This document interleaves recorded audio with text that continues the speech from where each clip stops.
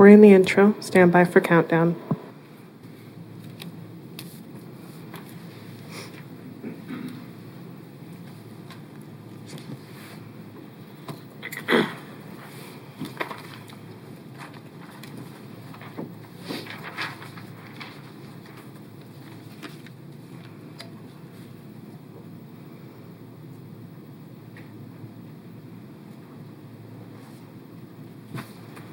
Thirty away.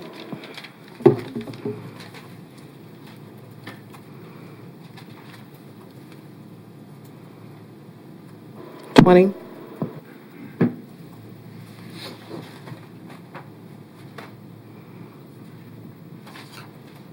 10, 9, 8, 7, 6, 5, 4, 3.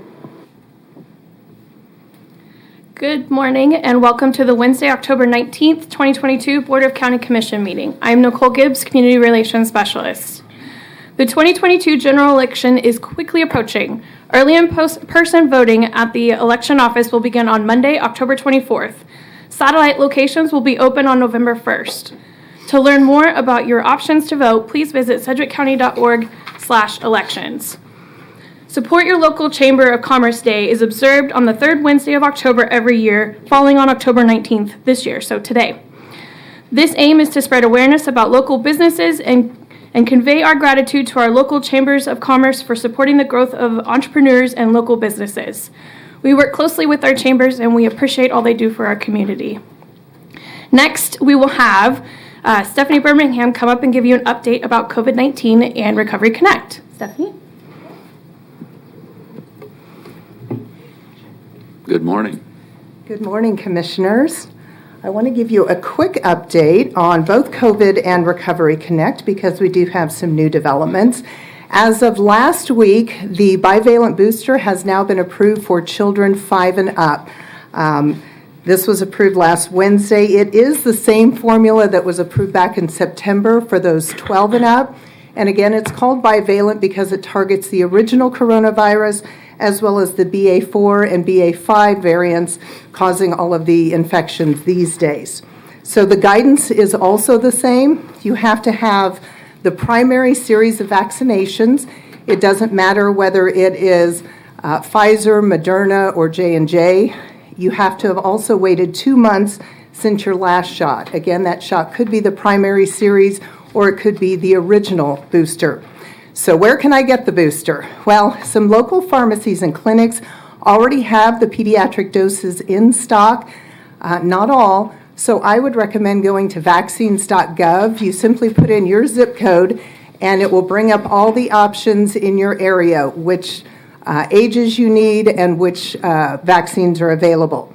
We also have it at the Sedgwick County Health Department coming October 27th. So the pediatric doses are not here yet. We do expect them ready to administer by October 27th. We do have adult booster doses in stock, but again, that's because they were approved back in September.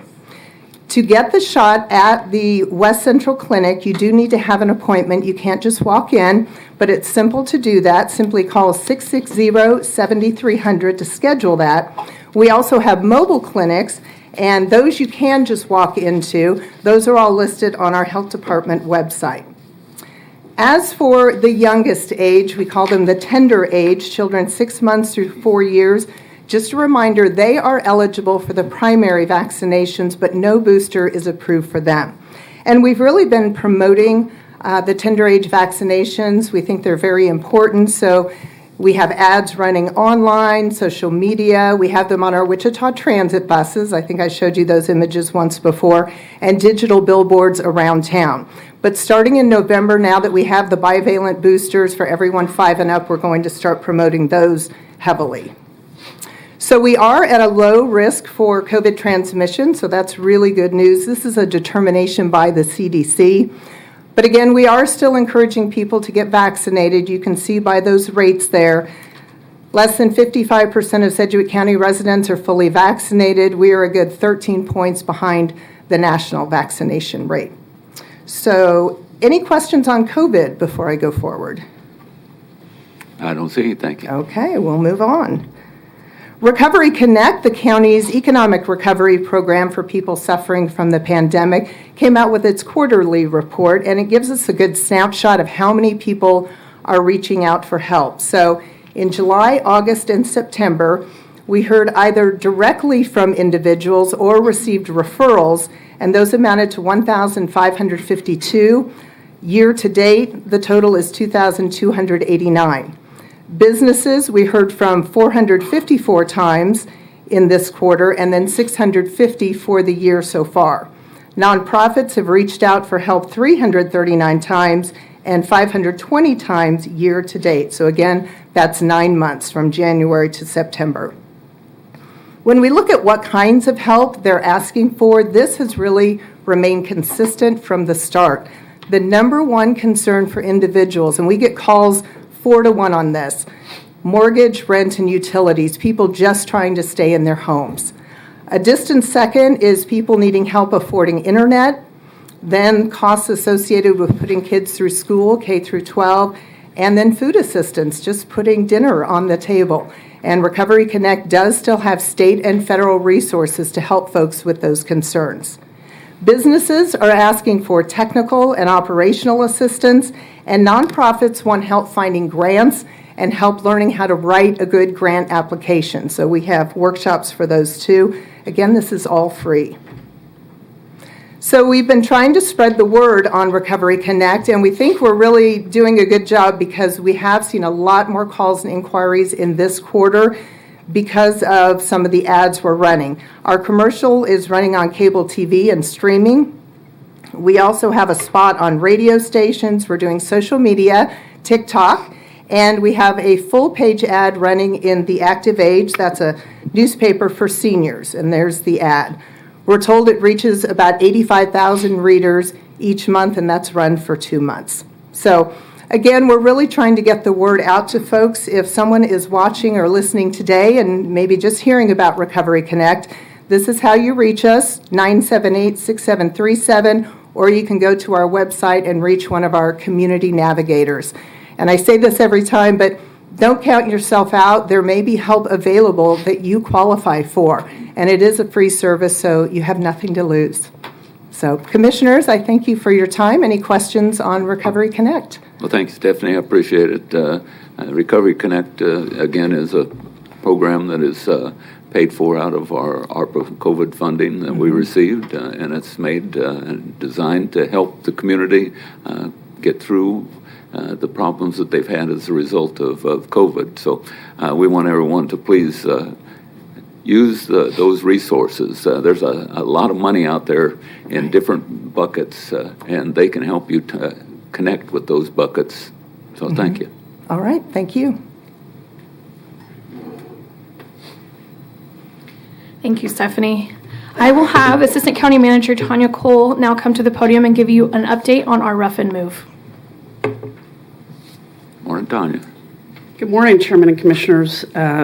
As Nicole stated, I'm going to give an update on our move to the Ruffin Building. We started back in June to move our admin offices over to the Ruffin Building, and as of right now, we have 5 offices over there: Finance, County Clerk, our County Manager, and Strategic Communications, our County Counselor, and of course, the Commission Office. So we recently moved our County Treasurer office, and as of Monday, they are operational and are receiving customers. On October 24th, we're going to move our Register of Deeds office, and they will be open for business on November 3rd.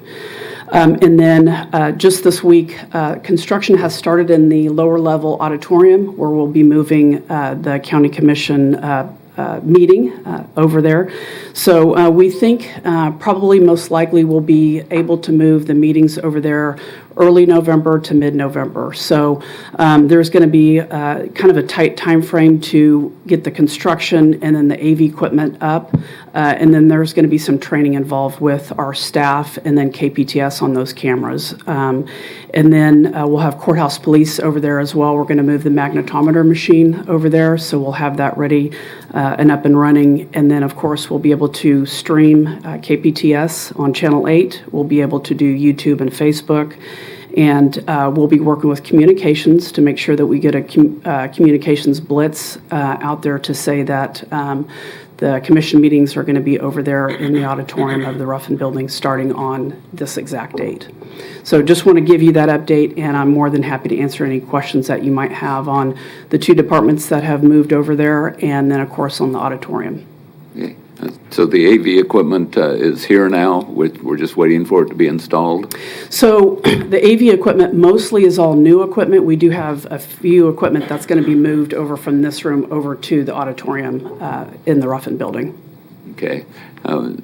One time you mentioned to me that this may be the last time that we meet in this room. Is that changed, or is that still the idea of moving to the conference room that we have upstairs for the board meetings in the future? So I think it's very dependent on how this construction, how the AV equipment, how that's all going to be able to be done over there. So as I said, it's a very tight time frame. I think if anything, we may have one more meeting, which would be the November 2nd meeting. And I think that we're pretty confident we'll be able to have the November, don't quote me, is it the 19th or, thank you, 16th, November 16th meeting. Will probably be able to be the first meeting over in the auditorium of the Ruffin Building. Okay. Commissioner Cruz? Thank you, Chairman. In the commission office, there is a significant sound bleed between offices. I've mentioned this before, the first time being in July. Do you have an update on how we're going to fix that sound bleed? Okay, I thought that we had fixed that, but apparently we haven't, so let me look into that. I know that they put some sound batting in there, but I thought that fixed the problem, so let me look into that, Commissioner. They put it in the ceiling? Correct. What about between the walls? There should be some insulation in the walls there. So if there's still an issue, let me look into that. Yeah, there's still an issue. Okay, I'll look into that, Commissioner. Thanks. Yeah, they did come in and work. I was at the office when they were working, so I know they've done some work trying to get that sound barrier put in. Okay, we'll look into it some more. Thank you. Any other questions? I don't see any. Thank you, Tanya. Okay, thank you, Commissioners.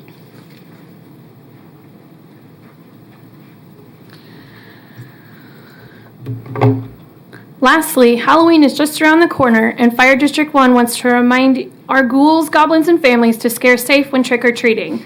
We also want to take a moment to remind drivers to slow down and be alert, enter and exit driveways slowly and carefully, turn your headlights on earlier than you would plan, and eliminate any distractions inside your cars. We wish everyone a safe and spooktacular holiday. Commissioners, today's agenda, we have a proclamation declaring Red Ribbon Week, a report from the Board of Bid and Contracts, and a Fire District 1 meeting. With that, Chairman, I turn it over to you. Thank you. I appreciate it. Well, I want to welcome everyone that's in the audience. It's not quite as full as it has been in the past, but welcome those that are also joining us on KPTS and online today. We have a fairly short meeting, but we are going to discuss legislative issues towards the end of it, so that may lengthen it just a little bit because we need to make some decisions as we move forward. With that, I'd like to call a meeting to order for Wednesday, October 19th, 2022. Madam Clerk, next item, please. Convocation to be observed by a moment of silence. Please remain standing for the flag salute.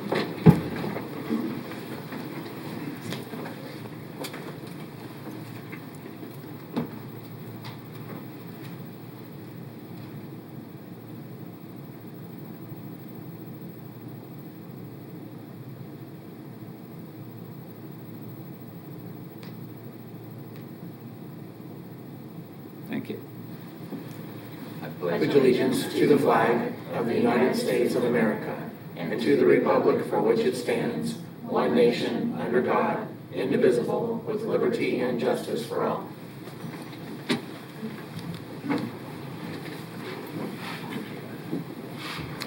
Thank you. Madam Clerk, next item, please. Roll call. Commissioner Meitzner. Present. Commissioner Cruz. Present. Commissioner Howell. Present. Commissioner Lopez. Chairman Dennis. Present. Next item, please. Public agenda. Thank you. Commissioners, everyone received an email last night that had one public comment on it. I don't know if it got hung up in the system or not because I'm not sure it was applicable to what's happening currently. But I move that we receive and file the one that we received online. We have a motion and a second. Any discussion? Seeing none, Madam Clerk, call the roll. Commissioner Meitzner. Commissioner Cruz. Aye. Commissioner Howell. Aye. Commissioner Lopez. Aye. Chairman Dennis. Aye.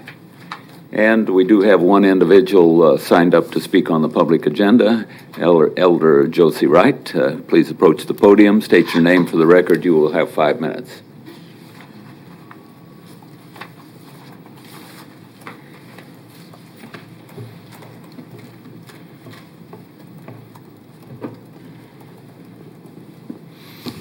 Good morning, County Board of Commission. I am Elder Josie Wright. I am the electoral pastor of Youth Expressing Sovereignty for Christ Jesus Ministries, the president, chief executive officer of our Marriage Principle Trade Program Foundation, and I am a missionary administrator for our Prayer Partnership and Support Ministry. A lot of different roles, many different titles. I am a person. Blessed are the undefiled in the way who walk in the law of the Lord. The book of Psalm, chapter 119, verse 1, our daily bread. As well, and Pharaoh commanded the same day the taskmasters of the people and their officers. Book of Exodus, chapter 5, verse 6. Good morning once again, Board of Commissioners in their respectable places. Greeting. I was here September 7th, 2022, and I made my first appearance in front of everyone. That day, I discussed Wichita Airport Authority, immaculate results of our community outreach ministry, and the request of our outreach missionary civilian exit relief.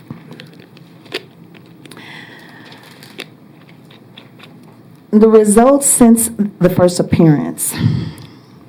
Our services have been forfeit September 2022 within our not-for-profit organization where we promote spiritual growth and economic development for all and have been since inception of our services here in the state of Kansas and in the nation.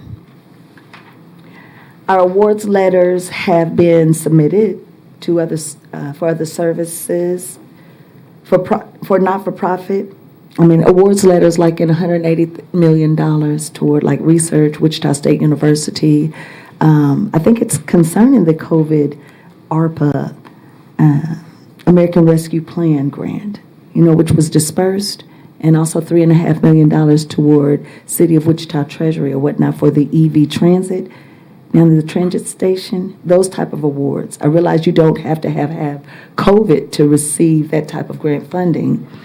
But in the name of Christ Jesus, not-for-profits and organizations with profitable services would be able to capitalize upon their services.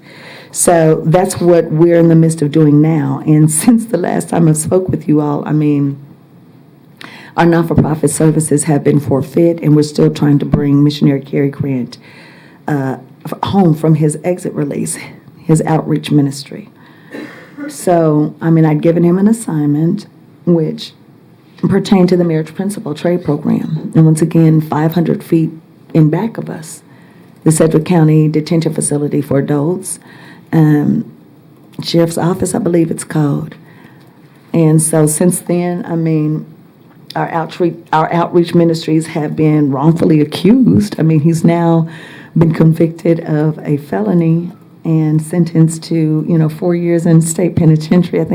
I spoke to an official over there, and please bear with me, at Kansas Department of Correction, that he is, he's not on death row, and I thank God for that. And I think it's more of a protective order type thing, because when I pulled up the case numbers involved, we have the Kansas Open Record Act, and I appreciate that. Open to the public. So I requested them, of course, and I saw the 141 page electronic document that was emailed to me, and it explained all of the first thing it had on the front page was protective order. So I'm like, okay, I thank God, and plus we all know his older brother within our alumni Missionary for Christ, our ministry. He is blue and brown cord for United States Special Force Operations. So there is no telling what's going on here. But I'm thinking, okay, I'd be the first to know. I'm not only the mother, but the founder of this particular church group. And we're leading our young adults carefully beside them to be innovative.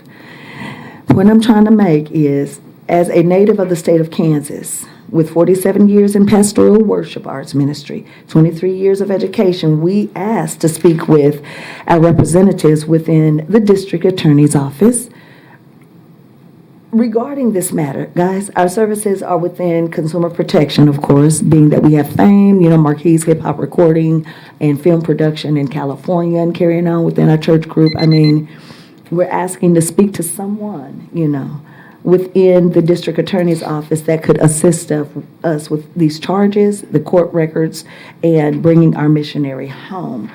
We've clearly poured millions within the state treasury, just our research project, to end homelessness and to resiliate the economy. So once again, we asked to speak to district attorneys, representation, consciously competent in this area, today or in a scheduled meeting, for greater clarification of expectations for our program and services within the state of Kansas.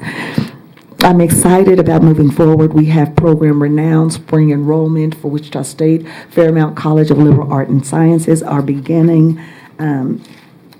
We're moving on with or without competency or what have you. I mean, good people resiliate our economy. So we're grateful to speak with people and kind of resolve and dissolve these court records before us. David? Thank you very much. I don't see any questions.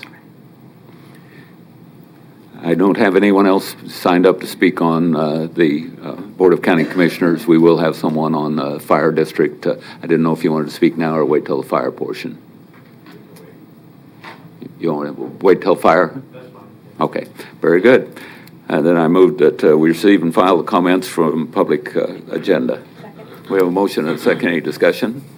Seeing none, Madam Clerk, call the roll. Commissioner Meitzner.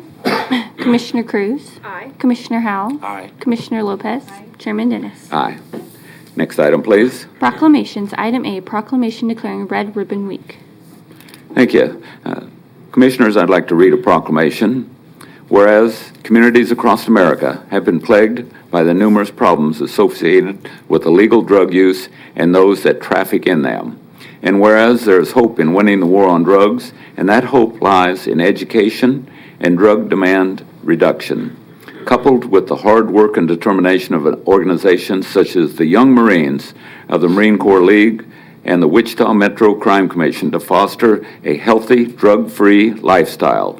And whereas governments and community leaders know that citizen support is one of the most effective tools in the effort to reduce the illicit drug use in our communities.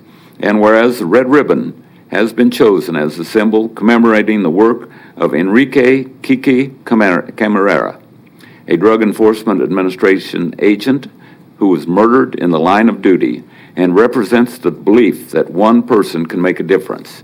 And whereas Red Ribbon Campaign was established by Congress in 1988 to encourage a drug-free lifestyle and involvement in drug prevention and reduction efforts.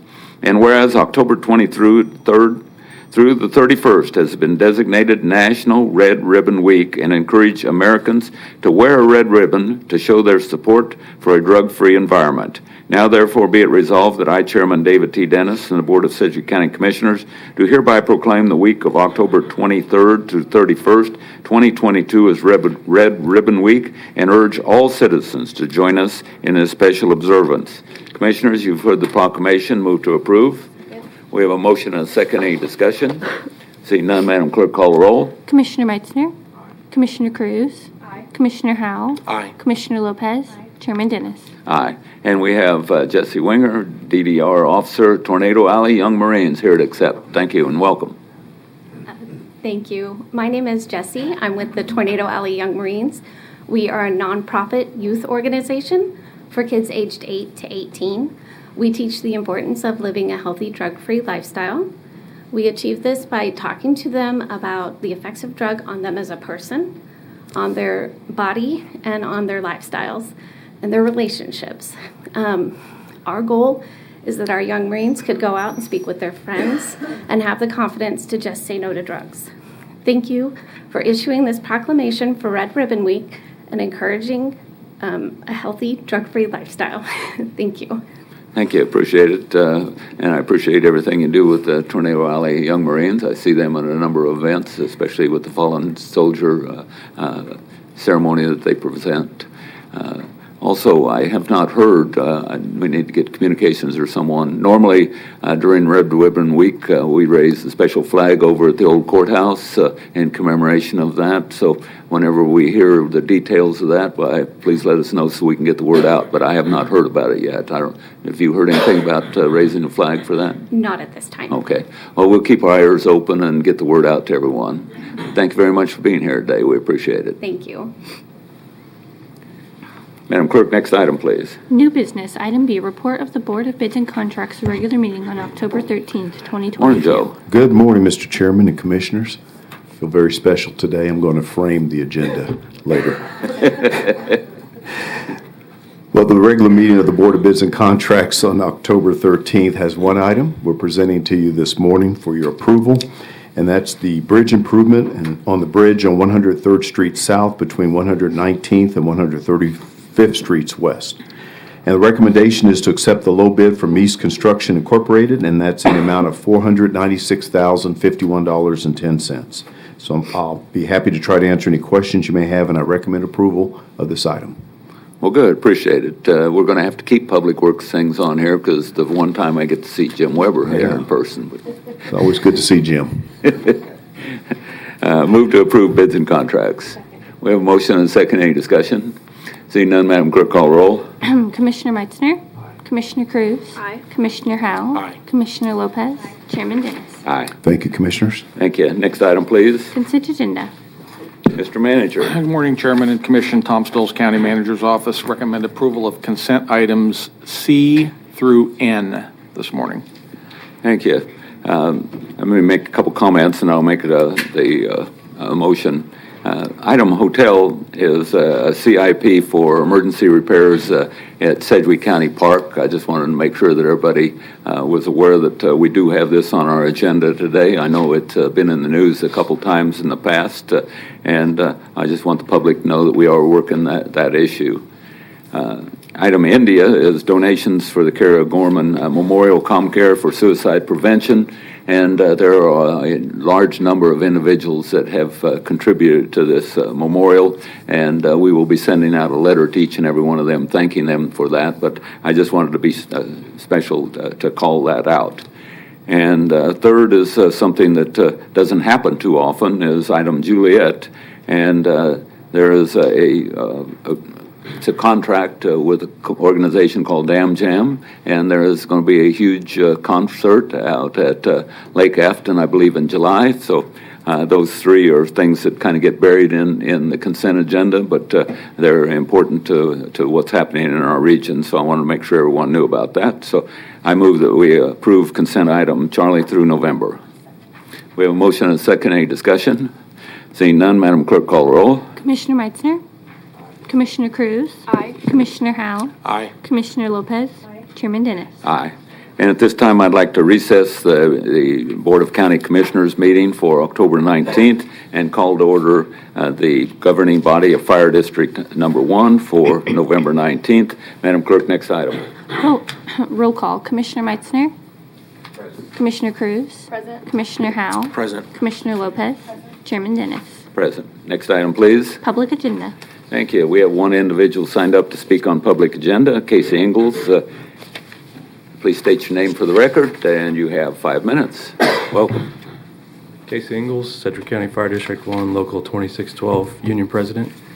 Good morning, Commissioners, Fire Board members. I wanted to come before you today, acknowledge that Local 2612 is in full support of the continuing work moving towards a steering committee that is represented by the taxpayers living within the fire district, as well as supporting the continued work towards the separation of Fire District 1 from Sedgwick County. Also wanted to bring some issues that maybe we would like some clarity on. We believe the two resolutions that were presented by Commissioner Howell a few months ago will benefit the fire district in many ways and allow for progression in a department that has remained stagnant for several years now. The fire district is growing. We have very good reason to believe the projected revenues in the fire district over the next few years are actually extremely conservative. The word insolvency keeps being thrown around pretty loosely, and I believe that word is being used to hinder some of the fire district's efforts to grow. If you truly look at the number of large projects, construction projects, businesses, some of the multi-million-dollar range coming into the fire district, and our larger, faster-growing municipalities, there's reason to believe the fire district is not only sustainable, but we're also on a path for vast growth that'll provide our citizens, with the fire district that are living in the fire district, the possibility of better enhanced services. If we have to have the right mindset, though, to allow for that growth, we have lived in a world of such extreme conservatism for so many years. We are starting to we are reaping the effects from it. I say this as a conservative myself, so if I'm wrong on those assumptions for growth, even if the fire district is heading down a path of insolvency even within 5 years, the taxpayers who live in the fire district should have the correct representation and the people in place to make the decisions on how to fix it. By not supporting a steering committee and the eventual elected fire board, you're telling your fire district tax-paying citizens that you are also supporting taxation without representation. The steering committee is something that must happen. Some concerns that we have are along the same lines of concerns that we've had for a few months. We're still kind of trying to figure out the exact amount for the station payoffs that was talked about in one of the last meetings that we were at. To our knowledge, we're about 10 weeks removed from that meeting when we talked about paying off stations and the decision was made. There's still the communication on the exact payoff amount is not real clear. There is concern there because I believe Commissioner Howell has stated in previous meeting about the need to have no debt on the table when lobbying for an elected fire board. So just some more clarity on exactly what our station payoff amount is looking like. We also have concerns about the implementation of an approved pay plan that was supposed to take effect in the fourth quarter. The fourth quarter has come and we're being told that the pay plan will not be implemented now until the next pay cycle in November. Communication was sent out that there would be possibly retro pay once the pay plan is implemented, but the retro pay would only go back to October 23rd. The concern here is not really any reason behind the retro pay or the date given. The retro pay, as far as we were concerned, that the pay plan would be implemented at the beginning of the fourth quarter. So we're confused on why the retro pay would not go back to the beginning of the fourth quarter. Also, with the pay plan, we've talked about the 14-day pay cycle, which has seemed to stall out. I'll just state that there is a huge benefit to moving towards a 14-day pay cycle right now. WFD across the street, they just recently dropped their EMT requirement, which is huge. I don't necessarily agree with that, personal reasons, professional reasons, but they are dropping that requirement. There also is rumors of a potential lateral transfer hiring period, which short term they could potentially steal a lot of our employees if they went to this lateral transfer hiring period. WFD does not mandatory staff its employees. We do in order to maintain minimum staffing levels. So if we want to keep being aggressive towards trying to keep our employees from jumping across the street, 14-day pay cycle will help with that. And it would benefit us to implement it now versus trying to wait to do that later. My goal today was not to put people on blast, point the finger at any one person. My goal is to point out what we need to be better at. There's a couple concerns there are a couple concerns and many others that I didn't discuss today that have caused some grief over the last few months.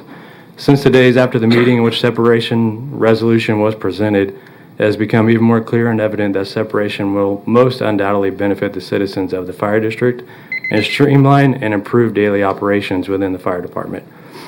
My hope is to not have to continue coming and speaking publicly, but in order to remain transparent and educate those who are paying the taxes, which will be the citizens that we serve, I will continue coming and educating on the efficiencies within the fire district and how we can do better to serve the community. Thank you. Commissioner Howell. Yeah, thank you. I may have a question or two, but thank you for coming this morning. So going back several months ago, I did talk with a number of folks in the fire union there, and they came up with a number of ideas that they thought would be worthy discussion, and this was actually one of the ideas we talked about before. So I've actually worked on, sorry about my throat today. We worked on 4 of these already. We did a pay increase, and that way there was a pay for by paying off the debt, and I don't know if that was confusing or not. We had I thought it was a clear motion, but my intent was to pay off 100% of the debt. We did not do that day. We paid off the majority of that debt with the intent to probably pay off the rest of that debt, I would say in 2023, later in the year. But I want to be able to make the argument when I go to Topeka that the debt is not going to be a barrier to restructuring the fire district to a elected fire board. I don't want that to be a barrier. So I think that we have a plan. I think we have a way to get there. I would just say that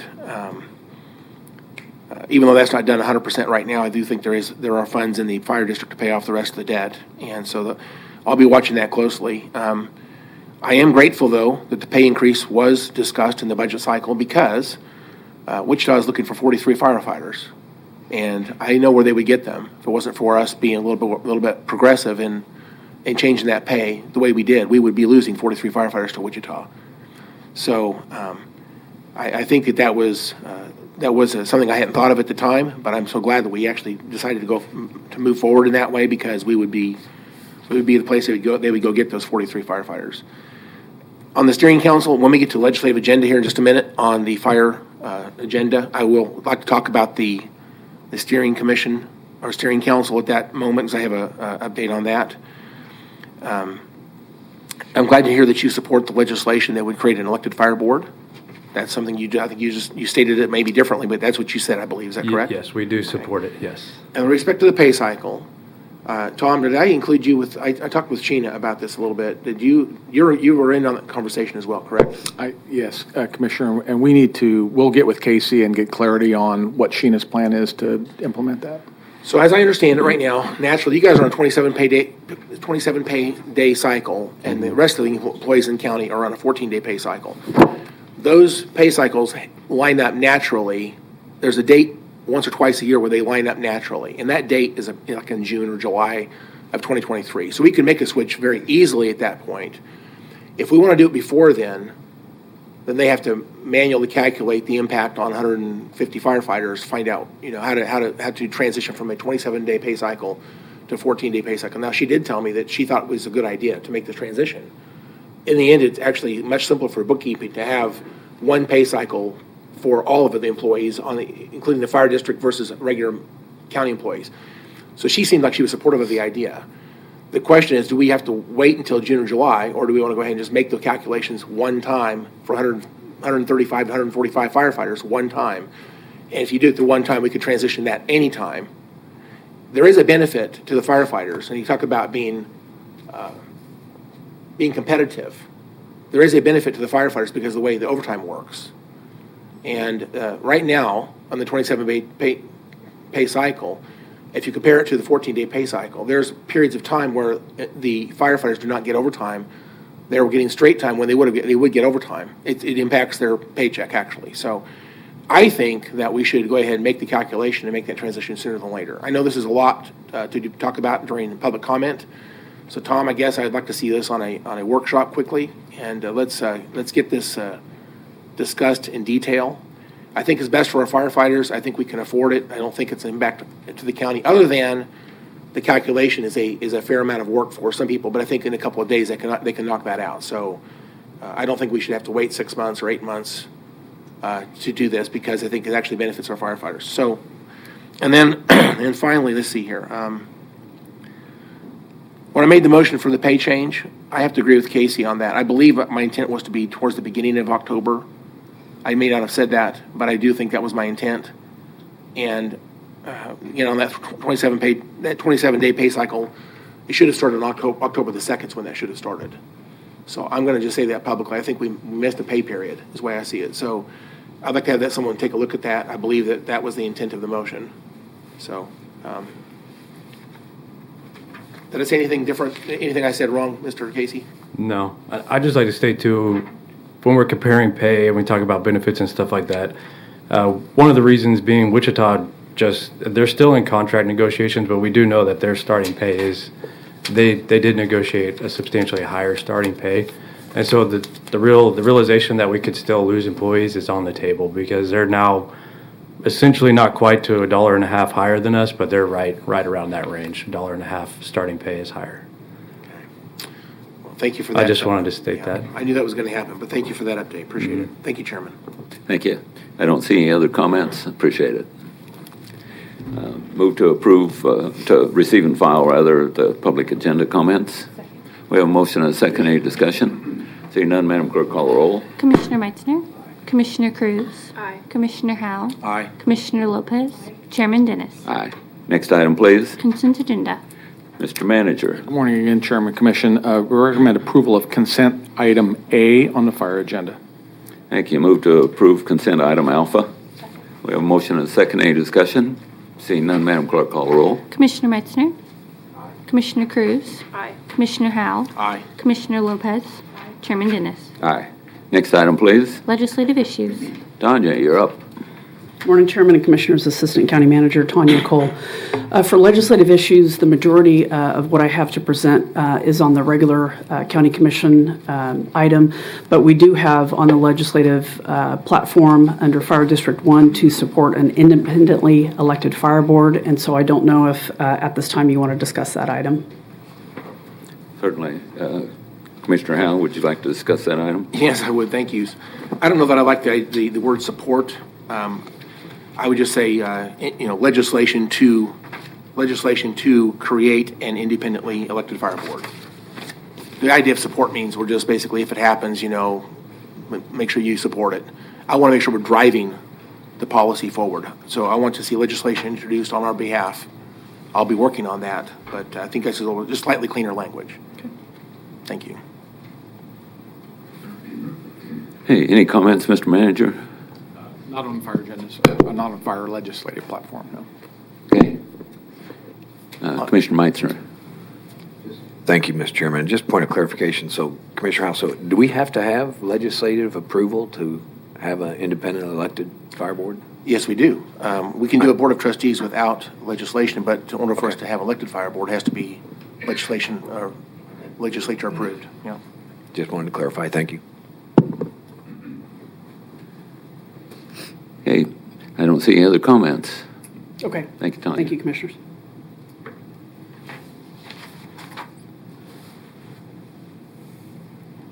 Okay. Madam Clerk, next item. Other. Any commissioners have anything in other under fire? I do. Commissioner Howell. So thank you for that chance to speak again. So the steering council resolution, I did meet with a representative of Spirit Air Systems, and I believe he represents, if you will, the same opinion of Textron Aviation. I would like to see the steering council resolution adjusted slightly to take one of the two SCAC appointments and transition that to an appointment to be provided by Spirit Air Systems and Textron Aviation. So it'd be one appointment. Everything else in that resolution should be the same. Does that make sense, Mr. Tom? It does. So you want one of the SCAC appointments transferred, and it'd be Textron and Spirit. They would combine. They have to work together to make an appointment. So they will work together, however they do that, and they together will make a recommendation for they will nominate somebody. But there'll still be a 9-member board. We would still have 2 appointments from the commission. For the unincorporated, we would have one from SCAC, one from the aviation companies, and primarily because they do the payment in lieu of taxes. And we would have, again, still the 5 members appointed by the 5 Class 2 cities of our county. And SCAC represents the other Class 3 cities. So with that change, I think we're ready to reintroduce this again to the SCAC board for recommendation to adopt, and then I'd like to see it brought before the county commission here in mid-November for adoption here. That's all. Thank you, Chairman. Thank you. Commissioner Meitzner. Again, a clarification. So you want your recommendation is to have one member only from the combined Textron Spirit group? Yeah. The problem is each of the 5 cities, Class 2 cities, need to have their own appointments. At least 4 positions. If we can't exceed 9.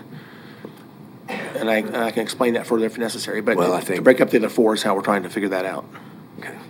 I've had one very good conversation with Spirit about this, and they have an individual that kind of runs their whole, and that person would be there easily thought. But I have not had a conversation with Textron about this because I just assumed, I heard they were on board too, but Yeah. I'm not sure that, I'm hopeful that what you're saying is right, that the two of them, but they both pay a significant amount of payment in lieu of taxes, and they have a large footprint. So my gut says both of them should be represented, but Yeah, the problem with it is the number 9. It'd be easy to add more members, but there's a problem with that. So to keep this to 9 and provide, if you will, the diverse representation needed, to me that seems like the only real answer. And if we were to provide a nomination position for both of them, then SCAC would be offended.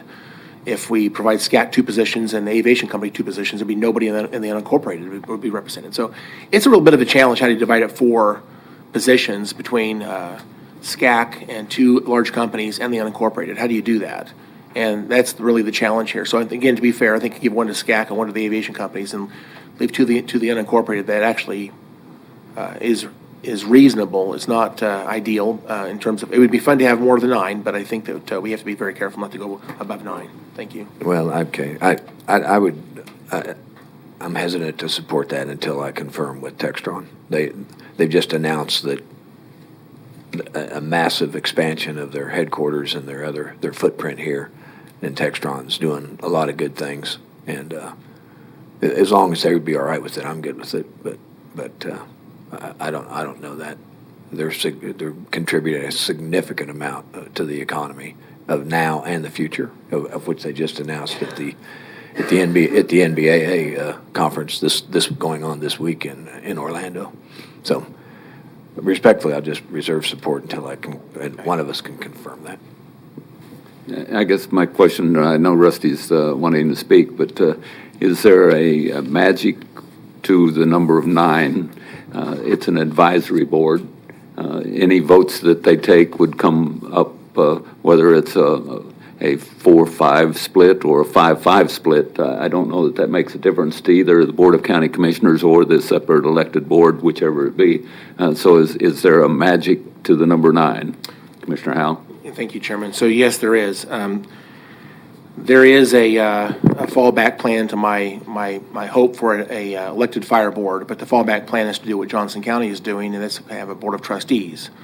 But statute limits the maximum number for a board of trustees is 9, according to state statute. So if we have this steering council at 9 members, and it's very thoughtful how we created it, should I not get legislation passed that creates an elected fire board, we have the fallback of converting this steering council to a board of trustees.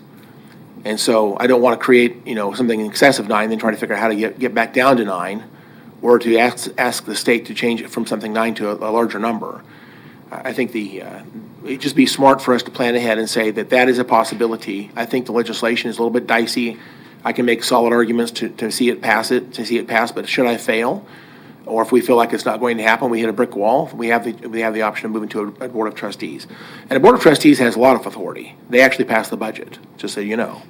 We eventually will receive their work, but they do all the hard work. They figure out the salaries, they figure out where the stations should be placed, they figure out how much we want to spend on the station or equipment, and what the salaries, how many employees we want to have, and the policies, everything you can imagine that should be done for organization. They would do 100% of that and essentially give us, if you will, the finished work. And our job at that point is not to second guess them, but to adopt it. And that's what Johnson County does. They don't second guess the Board of Trustees, they empower them. So I know ultimately we are the elected officials. We would have trouble probably having that understanding, but the Board of Trustees is essentially a very powerful board.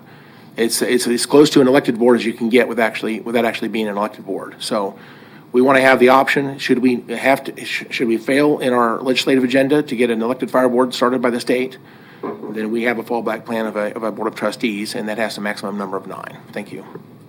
Thank you. Rusty, do you have a comment? I just wanted to clarify something that was said regarding the aviation companies, that Textron and Spirit both have properties within the fire district which are taxable and for which they pay property taxes into the fire district. Textron is the only one of those two who has exempt properties in the fire district for which they have agreed to contract and pay fees in lieu of taxes. Spirit does not have property in that category. There are two other entities in the fire district that are also exempt. One's a smaller aircraft company in the aircraft industry, and then one is federal land. Those two have also agreed to pay fees in lieu of taxes because they are exempt, but they are willing to pay into the fire district to help support that. So I just wanted to clarify that. And then of the 5 cities that were designated as board members, one of those 5 cities is actually a Class 3, not a Class 2. So there's 4 Class 2s and 1 Class 3 that have been designated for their own seat on that on the board as the resolution exists currently. So I just wanted to clarify those because there was something contradictory was said. I just wanted to clarify that as we moved along. So. Okay. Thank you. Any other questions under other? We do not have an executive session scheduled today. So at this time, I'd like to adjourn the governing body of Fire District Number 1, call back to order the Board of County Commissioners meeting for October the 19th, 2022. Madam Clerk, next item, please. Legislative issues. Thank you. Welcome back, Tanya. All right, good morning again, Commissioners. Tanya Cole, Assistant County Manager. So again, we have the legislative platform before you. I was not here last week, but was able to connect with the manager and then also watch last week's commission meeting. And so before you, what you have is a red line version and a clean copy. The other thing for edits that you will see this week is I've also added number bullets rather than just the dot bullets as requested. So one thing I want to share with you is that the manager and I had a conversation yesterday with our lobbyists, Jason Watkins and Jessica Lucas. What we did talk to them about was the Stand Your Ground law, and they did have a conversation with Senator Aletha Faust-Godot, and she is taking the lead on this topic and working on legislation to clarify the Stand Your Ground law. And what that might look like is maybe an amendment to the law for those in the state's custody and not harming those folks. And so I think the suggestion right now is to perhaps make the community task force aware of this and perhaps remove that from our county platform, and then perhaps at a later date when we can see what that amendment looks like from the reviser, perhaps support that or not support that according to how the commission feels about that. So just wanted to give you that update and that conversation that we have, understanding where Senator Faust-Godot is on this. The other things Let's stay with that one for a sure. minute. Okay, That's no problem. Commissioner Cruz. Thank you, Chairman. After those emails came out yesterday, I called Senator Faust-Godot and asked her about this conversation, and she had a couple of conversations with both Jason and Jessica. And so before we remove this, I think we need to have a follow-up conversation with that, because she explained to me that she is not going to be pursuing this and will be withdrawing a bill introduction. She wants the commission, and she wants to support the commission. There are other state reps that we could work with as well. State Rep Joella Hoy of Kansas City. We've also heard Ty Masterson speak about this, and Ron Reichman. So I think it's important that we, before we remove it, to follow up with the conversation and get Senator Faust-Godot and our lobbyist on the line so that we can talk about this, because that conversation that you had has now changed, and we need to make sure that we have an update.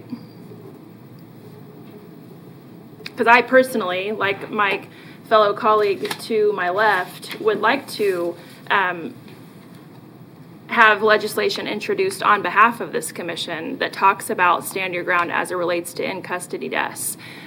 Like my colleague to the left who wants the commission to drive this from the fire district's perspective, I would like the commission to drive this from the commission perspective, since Sedgwick Lofton died in our custody. And so that would be my suggestion and my request. Thank you. Mr. Manager, have we provided every single legislature a copy of the task force report? Chairman, Commissioner Meitzer asked for that a week ago. That is in process, yes. So we're working on that, but it will be done. Okay. So each and every legislator up there, senator, representative, the governor, will have a copy of the task force report. Would it be better if we changed our legislative agenda to ask them to please review all of the different recommendations by the task force, that we support the task force recommendations, and that they review those and take action on the recommendations that came out of the task force? That's a viable option. That's up to the commission. Okay. Commissioner Howell? Thank you, Chairman. I think some of the recommendations are not legislative, so I don't know if that makes sense necessarily, but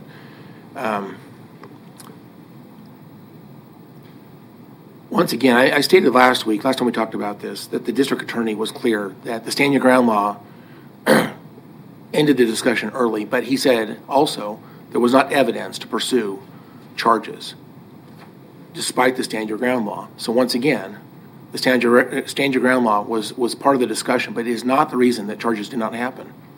It's a second reason why charges did not happen. The other reason was there wasn't evidence to pursue charges. He was very clear in that. So we can talk about stand your ground law, but it actually has nothing to do with Sedgwick Lofton. And we keep dropping that like it's a connected issue. It's not. They're different issues. One of the problems we have with stand your ground law is you're not going to be able to provide a constitutional right to defend yourself and then somehow find an exemption to that just because you're inside one of our facilities or happen to work for the county. You don't lose your constitutional rights when you work here. We need to be very careful what we're asking for. And again, I suggested we rewrite the legislation. And I can do that for the other initiatives that I'm working on. I can write the legislation. I know exactly what I need to do, what we need to do. I don't think we're asking specifically what to do here. If you're trying to exempt someone who's in states, you're trying to say someone in state's custody that our staff has no right to defend themselves. If that's what we're saying, I think that's a 14th Amendment problem. So that may require a counselor to opine on this a little bit. I'm just a county commissioner, but honestly, I think that we have a real problem constitutionally to think that that's our position, or we really think that's the right answer. Also, I talked last week about spending your political collateral. There's no chance the state is going to take this up. They'll shelve the bill.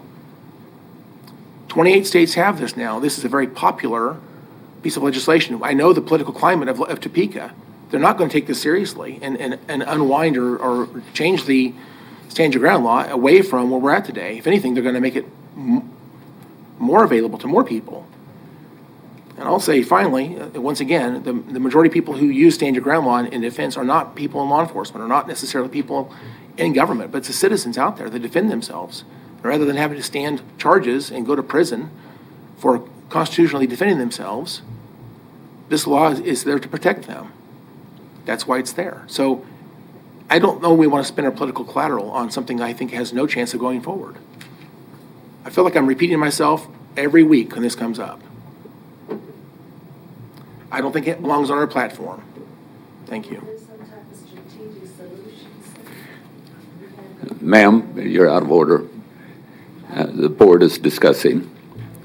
Okay, let me go back to my recommendation on sending the entire report up there. I understand what Commissioner Howell said, that entire report does not have things that the legislature needs to act on.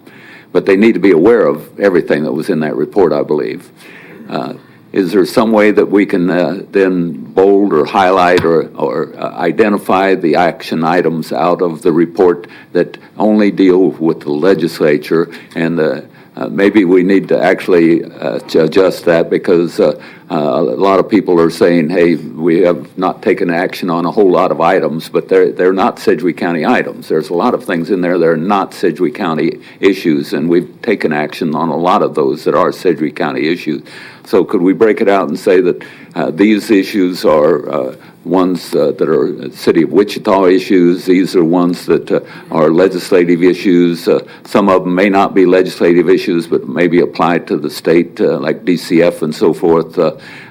How do we take that report and identify who the action item is for each one, but send the entire report to the legislature so that they can take action. And ma'am, you're out of order. This is the Board of County Commissioners. It's not an open meeting for the public. No, ma'am. This is a Board of County Commissioners meeting. You've had an opportunity to speak. Thank you. Chairman, we can do everything you just described there. I think the report already, and I'll let Rusty talk to this a little bit too, but the report is already, we knew when the task force set upon its mission that there was going to be items within that discussion that dealt with City of Wichita, Sedgwick County, and State of Kansas. So I believe the report we currently have is delineated in that fashion. Now, we can shape that, and I think what we tried to put on our platform here is the 1, 2, or 3 or 4 items that are clearly state legislative issues that are out of the control of the county or the city. So we can shape that report exactly the way you described it, delineated by which government agency is responsible for getting that task done, and bolding what the state of Kansas has to address in this matter. And Rusty, if you want to correct me if I'm wrong on any of that. Sure. So when the task force submitted their recommendations, a copy went to our lobbyist, who was distributing to all South Central delegation members of the legislature. The Secretary for the Department of Corrections received the document, and one of his representatives has been directly involved with all the proceedings that have taken place to date with the task force. The Secretary of DCF and KDADS received the report, and also had the regional director and staff directly involved with the task force from the time that it was initiated to date. They are still engaged. Both of those departments have been responsive to the recommendations that apply to them. And then on our platform, we pulled out the things that were specifically legislative in nature. But DCF and KDOC are both directly involved with all recommendations that apply at the state level, which would impact those state departments and or the governor and legislature as their bosses. So those things are all broken out. We have a dashboard it's ready to go to give an update. The last piece, we're waiting on DCF input, but we should have that out. And again, it breaks everything out by who's responsible, who's working on it, who's done what, and then what is still pending to have some work done on it. So everything's been broken out that way. We can distribute it however you want. We can redistribute to whomever you want and work on it that way. But all those things are broken out, and all those who are responsible know what their responsibilities are and who's working on what. Okay. Commissioner Lopez. Thank you. I've had a couple of state legislators reach out just asking about where we're at with some of the stuff that we've been asked to do. So I've been pointing them to the dashboard, which I think is really helpful. I'm glad we have that. But if we do give everybody a copy of these recommendations, can we put in there somewhere what we've been able to do, what the city's been able to do, and kind of just give an update as well as give them what their recommendations are, so they can see that we have taken this seriously and we've gotten all these things done, and now we're asking them to do the same. Yes. Thank you. We were going to shove the document. Why don't we, once you give us a day to work on this, and then we run it in front of the commission so you can all see what we're going to send, and we'll try to hit exactly all the points that you're making here rather than just send them the document as is. Let us modify it for a day, and then we will get it back to commission and then shoot it up to our distribution list of all the legislators and senators. Okay. My goal is to show the task force that we are trying to accomplish what they've recommended. But I don't think that the way that this is on our legislative agenda is the correct way to have it on the legislative agenda at this time. So we need some way to say that we support them, but for us to go out and ask them to change the law and stand your ground, I don't think is the correct way for us to move forward. I believe that it will be dead on arrival at the legislature. Commissioner Howell. Thank you, Chairman. So if we want to just provide a document to the legislature and say this came from the task force, that's fine, as long as it says, this does not necessarily reflect the opinions or thoughts of the Board of County Commissioners. This is information from the task force. That's fine. We can do that. I don't know what weight that's going to carry. At the end of the day, we're the elected officials. We asked this task force to give us advice, and give us their ideas and things we can adjust to deal with the shortages of our corrections policies and procedures. And so they did that. There's some things that are being implemented right now. Some things have already been implemented. Some things we probably will never implement. There may be some things that are they need to go to the state. And so if it goes to the state, it should come from us. We're the elected officials. So we really want to be serious about getting the law passed. We need to get behind it. If this is going to be if this issue is going to be the issue we're going to get split on, let's just vote on it. You need 3 commissioners to say push it forward, and you know what? Majority wins. We don't have to sit there and talk about this each and every week. If 3 commissioners want us to go forward, then let's vote for it. But we're wasting so much time talking and rehashing the same discussion every single week. I've been clear, very clear, in my personal opinion. I don't know if anybody else even agrees with me or not. But we don't have to sit there and talk about this every week. Whatever we send to the legislature, really, if you want it to have weight and actually make a difference, it needs to come from the elected Board of County Commissioners. That we asked the task force to give us a response, they did their job, and I appreciate the work they did. It doesn't mean we agreed with every single thing they gave us. I appreciate their work, and they gave us great ideas. But just because it's on that list doesn't mean that we have to do everything that's on the list or that everything has to go to the legislature. If you want to provide the list to them, that's fine, but it needs to have a caveat that it's their list, not our list. And if we want to get behind it, it should come from us. And so I don't know that I see value in sending them the list necessarily. We can do it. That's fine. I don't think that's going to carry any weight. Thank you again, Chairman. Well, thank you. I also agree that we discuss it every week and we don't come up with a solution on this issue. I do not believe that the way that it is written belongs on our legislative platform. I do believe that we need to make the legislature aware of the actions of that panel that we put together. So I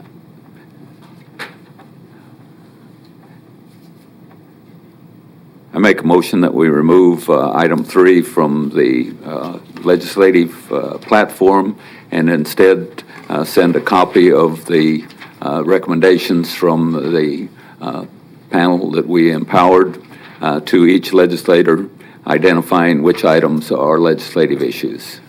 Commissioner Lopez. Can we wait to vote on that until we see exactly what we're going to be sending? Because I don't know if I'm comfortable saying that's what we're going to do until I see exactly what it is that we're going to send. We can wait until next week and we can hold the motion, but I don't believe that what's on our agenda right now, our legislative agenda, is what's going to pass. So if you want to draft that for the future for next week and we can vote on it at that time, I'm fine with that too. But I don't want to get into this long discussion again whether or not that stand your ground law is something that we ought to be advocating for or against, because it's not our issue, it's a state issue. Well, I'll second the motion. I've already rescinded my motion. You just rescinded it, but yes, okay. As Commissioner Lopez asked to wait for a week, so that's why we're not going to vote on it today. Is that okay? Sure. Okay. Just a reminder, Chairman, we don't have a meeting next week. It'll be November 2 when you see it. Okay. We'll wait till November 2nd. But again, on November 2nd, we get into this long do loop on this same discussion each time. I need legal or Tanya or someone to work together to have a motion ready for us to make a decision on this item next time so that we can move forward. Okay, any further discussion? Okay, let's move on with the legislative agenda. Okay, Commissioners, the other couple of suggestions or part of the discussion that we had with Jessica and Jason were the bullet points that we had under aging, which was number 1 and number 2. They were just asking for a need to have some clarification and understanding on those 2 bullet points. And I don't know if you want to stop there and discuss that. There was another suggestion that they have, so just let me know if you want me to continue on. No, let's stop there for a moment. To go to the legislature and ask them to do our job for us, I think is not appropriate. We set the budget. We don't ask the legislature. We're not going up there saying, let's do something for the health department and set what we're going to pay or budget for the health department. We don't do it for any other department. So I move that we remove items 1 and 2 from the aging policy. We have a motion and a second. Commissioner Howell. Okay, so thank you for the chance to speak on this. The legislation that's in, or I should say, the statutes that are in place right now gives us 2 options on how to ask this question. They actually provide the specific language that was provided on the 1982 ballot question. Either you provide a range, like we did in 1982, 0 to 1, or we provide a static mill levy. And in either case, I think that's problematic, and I can explain at length, if you like, the reasons why those are not good options. I developed a formula as an example of what I think it could be, but the state law does not allow for a formula to exist in the form of a ballot question. So, unless we change legislation, we can't do what I'm asking permission to do. We have to change the law to give us the right to put a formula on a ballot question. And it's also unclear. We can ask the Attorney General for an opinion, but it's unclear if that ballot question was to fail, whether the underlying question that passed in 1982 on a vote of 2 to 1, whether that's still in play or not, or whether it actually overrides that law. So, I want some clarification in the law. What happens if you put another ballot question up to the underlying pre-existing passage of the 1982 ballot question? What happens to that? We don't know.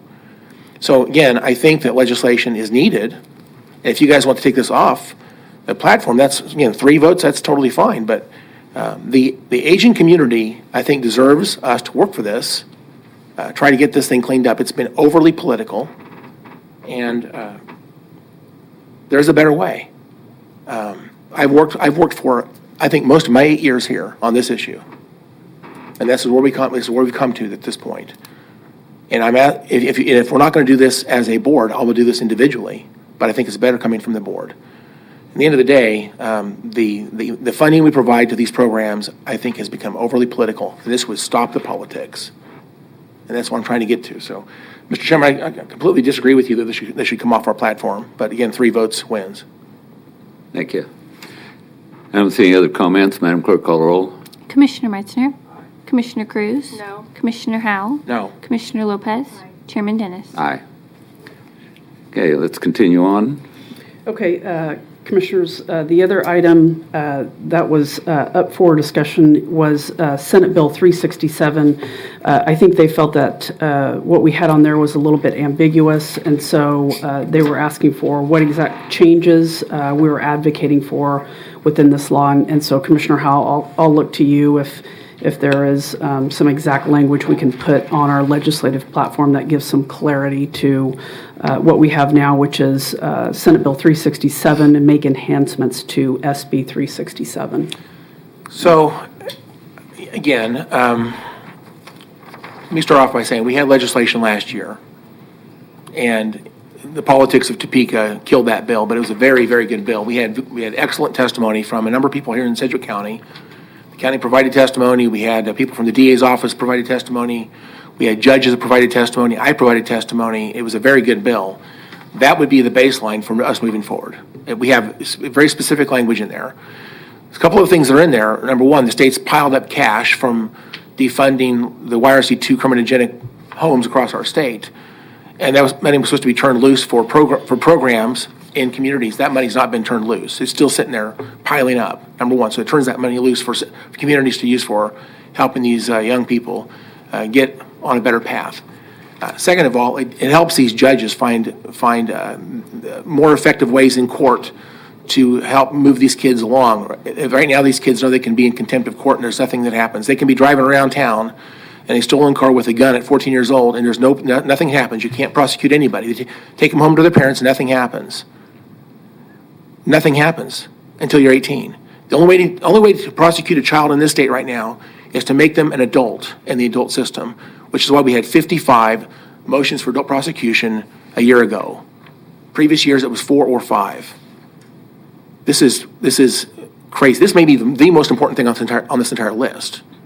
So We have a bill that's a base bill. It could probably be improved, but what we had last year was 95% perfect, and it needs to be introduced once again. We could probably work on making it even better, but we have a good bill to start with. So, But Commissioner Howell, what I think Tanya is asking, and you correct me if I'm wrong, right now our item just says Senate Bill 367, make enhancements to Senate Bill 367. We need a definition of exactly what our lobbyist needs to go to the legislature with in order to make changes and enhancements to it. I don't think we disagree with you at all. okay. Well, we have a bill. It's the same bill we had last year. So it's very specific. Can we broaden this a little bit, not in great detail, but detail exactly what our request is on Senate Bill 367? I think you'll get support. Yeah. Here's the thing. So when we talk about, Senate Bill 55, we know we're talking technical education, passed back in 2013. It's a famous number. Senate Bill 367, everybody knows we're talking about juvenile justice. So you use that phrase in Topeka, we all know what we're talking about. It's the under the dome lingo that they use. I know what it means. They know what it means. The public may not understand it, but we know that there's a problem with juvenile justice in Kansas, and it ties back to that bill that passed in 2017. You can use whatever language you like, but when I say Senate Bill 367 has problems, they know that. Foster care is being impacted terribly over this issue. And so I have a bill. I can give you the old bill number. I don't have it in front of me. I'll give you the old bill number. That doesn't mean as much as when I say fix 367, they know exactly what that means. So you can say it however you like. We have a bill, and Jason Watkins knows what I'm talking about. He was in the hearing when I testified. So he knows what we're talking about. So I don't know, we have to say a whole lot more here. I want to keep things as simple as possible. I can give you a paragraph if you want, but I don't know that makes it better. Trying to keep it short and simple. It is short and simple. I mean, this statement, as it currently says right now, everyone in Topeka knows what this means. So, Chairman, I think Commissioner's given us enough. We pull the old bill, we get it to the commission so the commission can see the bill. We'll get with Jason. That clears it up, what Jason was asking for yesterday, and we can move it forward. Okay. Well, I don't think there's a problem with us having it on the agenda. The problem is what it says on the agenda so that everybody can articulate it. Okay. Tanya, what do you got next? Thank you. One more thing that I have is I think we want to put on our agenda is to support funding for the WSU KU Health Science Education School. So I will be sure to add that to our agenda. Oh, good. Actually, I brought this back last week from the GWP discussions that we had with Dr. Muma. The new Health Science Center downtown was a joint effort from WSU and KU. Is about $304 million, largest capital improvement program to happen in the city of Wichita ever. It's been approved to move forward with this by the Board of Regents, but they didn't give them $304 million. They said, yes, you can move forward with it. So at this point, in order to make it a reality, we need additional funding. So what Dr. Muma and GWP asked us to do at that meeting last Friday morning was to get this on our agenda, to get it on the City of Wichita's agenda, on the Chamber of Commerce agenda, on GWP's agenda, and on our joint agendas also, so that it shows that this is something that the entire community here stands behind for the future of this region. So I hope that we have consensus among the Board of County Commissioners to add that to our agenda. He also said that Andy Schlapp was going to work with Tanya to get the exact wording of what this item on our legislative agenda should say. So if we don't have a concurrence, please let me know, but if we do, or if anyone has any comments, I'm open. Sounds like we're behind it. Okay. Commissioners, that's all I have as far as just pulling specific items out. I'm happy to discuss anything else that you might want to pull out on the agenda. Certainly. I have one thing that I identified under Developmental Disabilities Organization. I think that the bullet number 3 is the most important of those 3 bullets that are on there. I've spoken for a number of years on the fact that we have a backlog of individuals that's 8-10 years before that we can get them services that they need from the state. And that's unacceptable that a parent of a child with any kind of a disability has to wait 8 or 10 years to even get someone to take a look at them. So I would like that. The only change I've got on it is just instead of it being number 3, I would like that to be number 1 and then move the other 2 down, just so that it shows the importance of that issue. Certainly. Okay, Commissioner Cruz? I am supportive of that. I'm just curious, Tim, do you know if the expansion of Medicaid would help in this realm? If we're waiting for funding is our issue. Good morning, Commissioners. Tim Kaufman, Deputy County Manager. Interesting question. In this particular instance, what we're talking about is a waiver program that is separate and apart from traditional regular Medicaid eligibility. So the expansion wouldn't really impact this population. Increased funding for the waiver is what would increase this or would address this problem. Okay, thanks. Okay, Tanya, what else you have? That's all I have this morning, Commissioners. All right, Commissioners, do you have anything else that we need to talk about on our legislative agenda for today? Okay, I don't. Okay. Committee, Madam Clerk, next item, please. Committee reports. Commissioner Cruz. Thank you. This week we had the Mental Health and Substance Abuse Coalition meeting where we discussed a number of things from legislative issues to workforce challenges.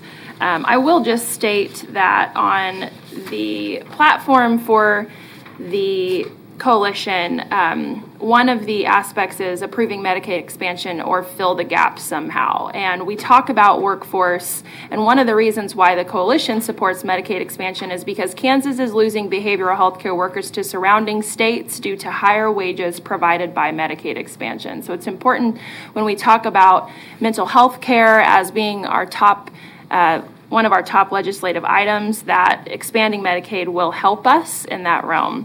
The other thing is tomorrow at the Hughes Metroplex, we are having a community update from 9:30 a.m. to 11:30 a.m. So I hope that community members will be able to join us to hear exactly what is happening with the coalition and how people can be involved and engaged. Thanks.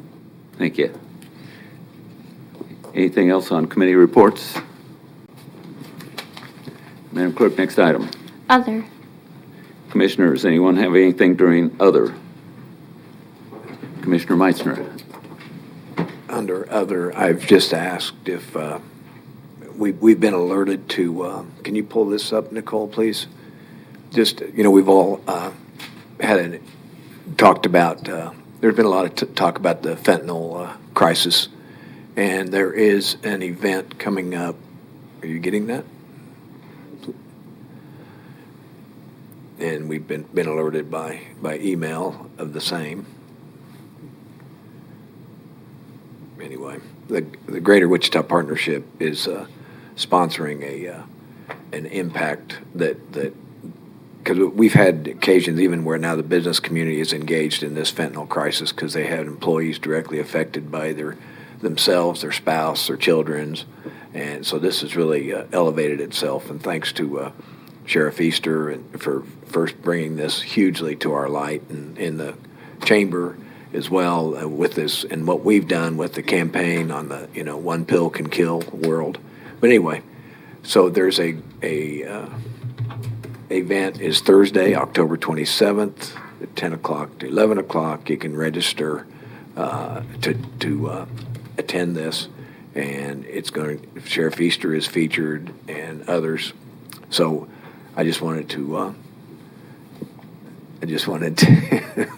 bring that to light, and we will promote it on I believe on our county website. So thank you. Thank you. Commissioner Cruz. Thank you. I wanted to hear an update of when the opioid litigation meeting will be held. I know that last week you had mentioned you guys attended a conference.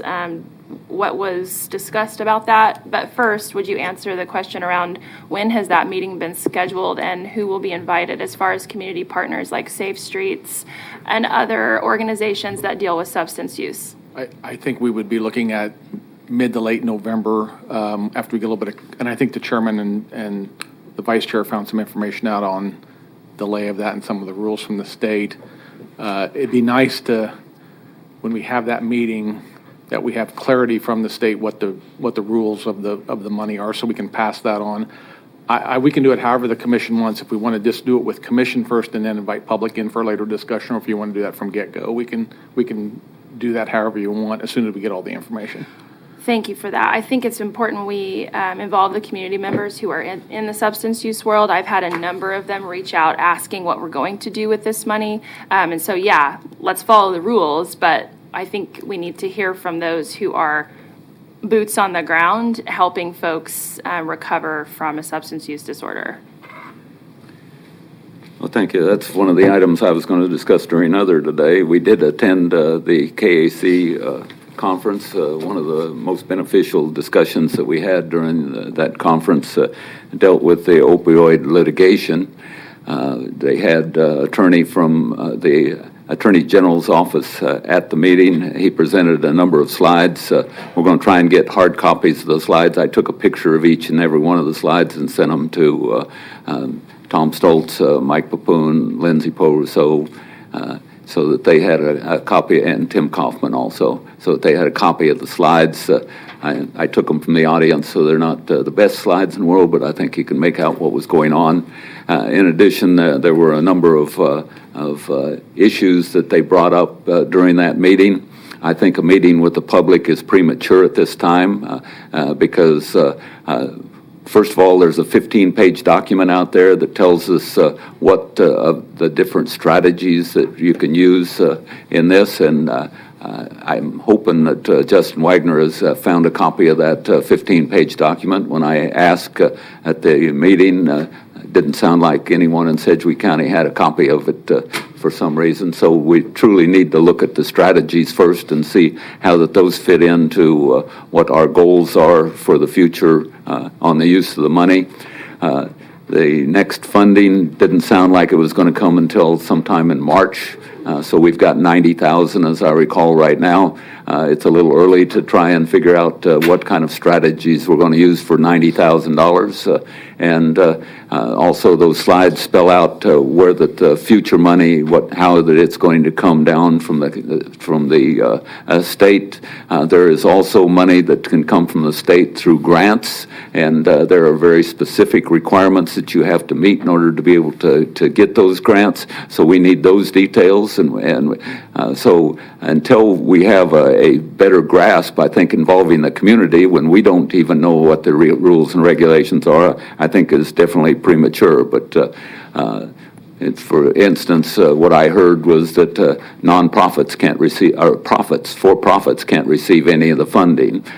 So there are a number of little issues like that we have to work through before we come in and make promises to the community that we can't keep. One of the most embarrassing times that I had was when we went out to the community and said, hey, we got this $100 million, how do you want to spend it? And they came back with $300 or $400 million worth of spend, and it turned out that a lot of the funding we needed internally in order to be able to do our mission. So I'm not going to do that again. I'm not going to make promises to the community until we know exactly what the rules are before we go out and start spending money. So I don't think that we're going to be prepared by the mid-November because we have a lot of work to do between now and that time before we involve the community. Another thing I want to make sure that everyone is aware of, on Saturday, November the 5th, is the Veterans Day Parade. It'll start right out in front of the building here. It will go down Main Street. The ending point is still up in the air. We were working very closely with Riverfront Stadium. We had 3 bands lined up to play at the stadium. We had a lot of events, and at the last minute got a very short email from the Riverfront Stadium said we don't want to participate. So I was very disappointed in that. I don't understand why that they don't support the veterans, but it appears that the Riverfront Stadium doesn't support veterans today. So I just want to make that clear. I was disappointed, to say the least. So I think it'll probably end up at Water Walk, but that's still up in the air. I want to make sure that we honor our veterans. As a veteran of the military, 29 years, Commissioner Howell is a veteran. We stand for the support of our veterans. So please attend the ceremony or the parade on November 5th. I've worked with Nicole. She's getting Sedgwick County involved. So we want Sedgwick County Fire Department, EMS, Sheriff's Department, the different electeds involved, including the county commissioners. So we invite everyone to participate in that. Staging will be probably around 9:30, 10 o'clock in the morning. The parade starts promptly at 11 o'clock on November 5th, down Main Street, ending up somewhere probably at Water Walk. Also, I want to make sure that everyone knows that there is a formal military parade put on by the JROTC cadets, 2,500 cadets over in Expo Hall of Century 2 on November 10th. It starts at 10 o'clock in the morning. It's to honor each and every one of our veterans. Everyone is invited, whether you're a veteran or not, but if you've never seen a formal military parade, a number of us have marched in them. They're not the greatest thing to march in at times, but it is designed to honor each and every one of our veterans, so I want to make sure that you're all invited to that. So, Commissioner Meitzner. Thank you, Mr. Chairman. I want to be on record because we don't have a meeting for a couple weeks, but earlier today we had a vote on the aging, the formula-based aging question, and I want to clarify why I was supportive of the motion that the chairman made, because I've talked a lot publicly about responsible governing, and the reason that I voted in support of that is we have one dedicated mill levy item every year in our budget related to Wichita State University, which was done. It was dedicated because the state required the local community to support the university called Wichita State University from Wichita University as part of the charter of a university. I don't know what year it was, but it was a long time ago. And that is a dedicated mill. We do not have dedicated, we argue even about how many departments. We have 45-ish departments that we fund to the tune of $500 million about a year. I'm rounding off for the public to know. I am hugely supportive of senior services, including the senior centers, and voted and advocated to increase funding as we did last year for hearing aids and food services and everything else. And I will continue to support increased funding for all the senior services, especially as the aging population. But getting back to responsible governing, if we do a ballot initiative for one department, that opens the door for any department, any group to come and plead their case for a ballot initiative for a dedicated mill levy. It would tie the hands of future commissioners, and if a commissioner felt very strongly about one of the 45 departments should have a dedicated mill levy, I think that's borders to me. That's not being responsible governing. So I just want to explain that to assure everybody. Yes, I'm supportive hugely of senior services, including senior centers, but I'm not supportive of taking one of the 45 departments and having a dedicated mill that ties the hands of all current and future county commissions and budget processes. So again, just falls simply under responsible governing, and that's the approach that I take to be responsible for all 500 million, all citizens, all departments. Thank you. Thank you. Commissioner Cruz. Thank you, Chairman. I just want to make myself clear in regards to the request to discuss the opioid litigation settlement. Mr. Papoon, could you clarify how much money that we have received thus far? Because I hear one amount today, but I've received additional amounts. So what is the amount that we've received? And maybe this is a Lindsay question. I don't know who can answer this. I think we can both answer it, Commissioner, but I don't think anybody from our office has ever said we've received anything, but the initial check was in the upper 90,000 amount of money. We were hoping to receive another check this year that was being estimated at somewhere around $600,000, but we haven't received that yet. And I don't believe anybody from our office has said we've received that.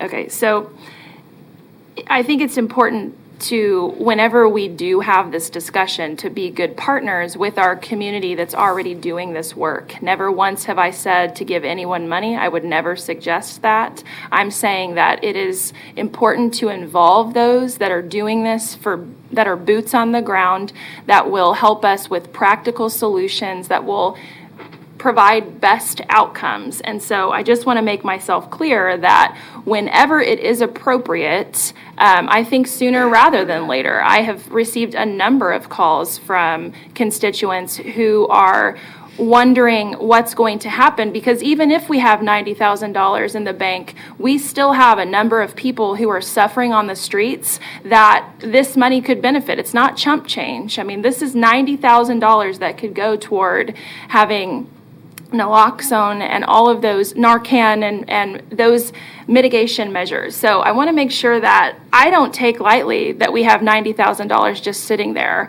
That's an important amount that could be used to help people's lives no longer be lost to an addiction. And it's important that we talk about it sooner rather than later and stop kicking the can down the road. Thanks. Anything else during other?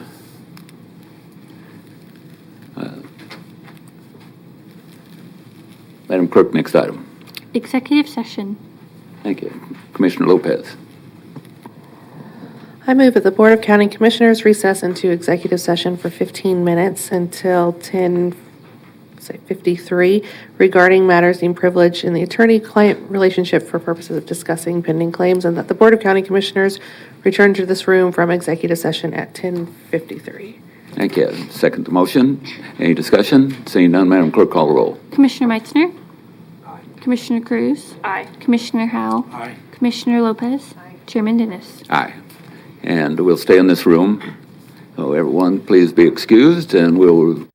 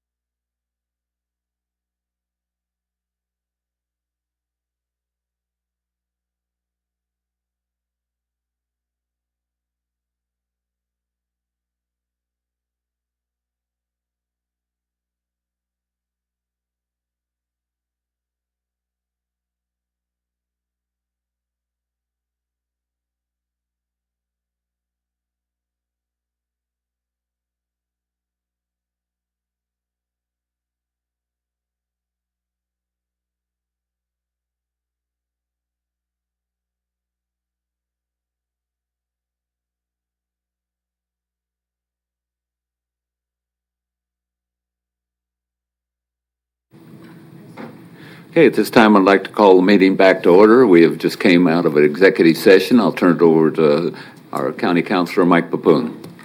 Thank you, Mr. Chairman. Mike Papoon, County Councilor.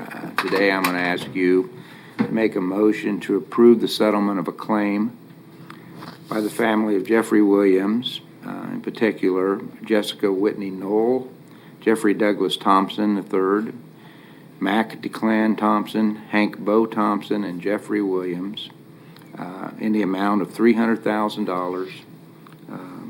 This involves the accident that occurred on September 25th, 2020, between a grain truck driven by Andrew Specht and an accident into a vehicle driven by Jessica Knoll. So I'd ask that you, we've got settlement agreements signed by all the claimants in this case, and ask that you approve this settlement.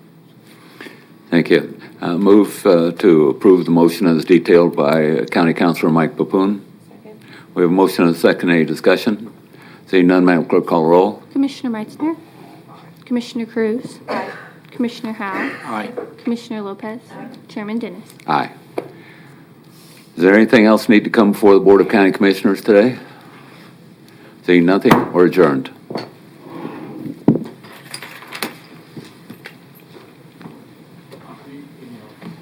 I'm not getting the community together. I think it's premature right now. I don't know the details.